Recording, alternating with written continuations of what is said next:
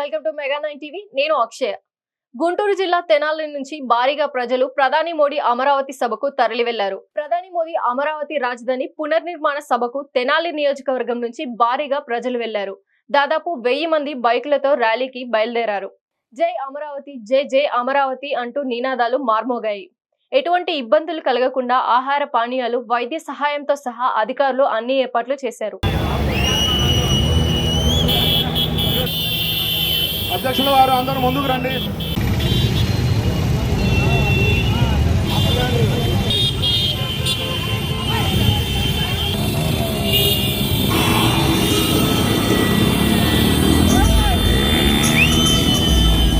ఈ రోజున ఆంధ్ర రాష్ట్రానికి ఒక పండగ.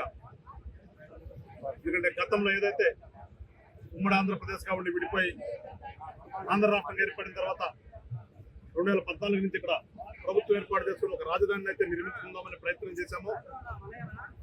దురదృష్టవశాత్తు తర్వాత వచ్చినటువంటి పార్టీ అధికారంలోకి వచ్చి రాజధాని అనేది లేకుండా మేము రాజధాని లేకుండానే పరిపాలన చేస్తామన్న సంధాన విచ్ఛిన్నం చేసి ఏర్పాటు చేసుకుందామనుకున్న దాన్ని పగలగొట్టి నిర్వీర్యం చేసి తునకానందాన్ని పొందారు. అందరూ కూడా రాష్ట్ర ప్రజలందరూ దాని గురించి చూశారు, బాధపడ్డారు.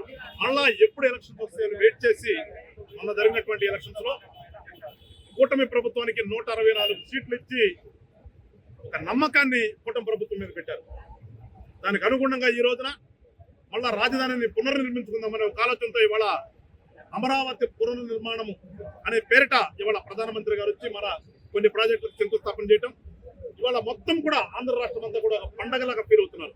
దానిలో భాగంగానే తెనాలి నియోజకవర్గం నుంచి గౌరవనీయులు పెద్దలు జనసేన పార్టీ పిఎస్సి చైర్మన్ గారు, రాష్ట్ర మంత్రివర్యులు వీరి యొక్క నియోజకవర్గం నుంచి ఇవాళ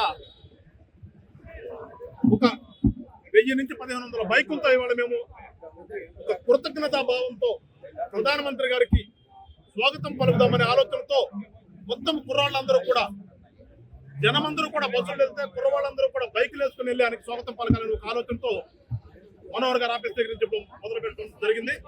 ఇక్కడ నుంచి కూడా రాజధాని వరకు కూడా ఈ ర్యాలీ అంతా ఇట్లాగే వెళ్ళి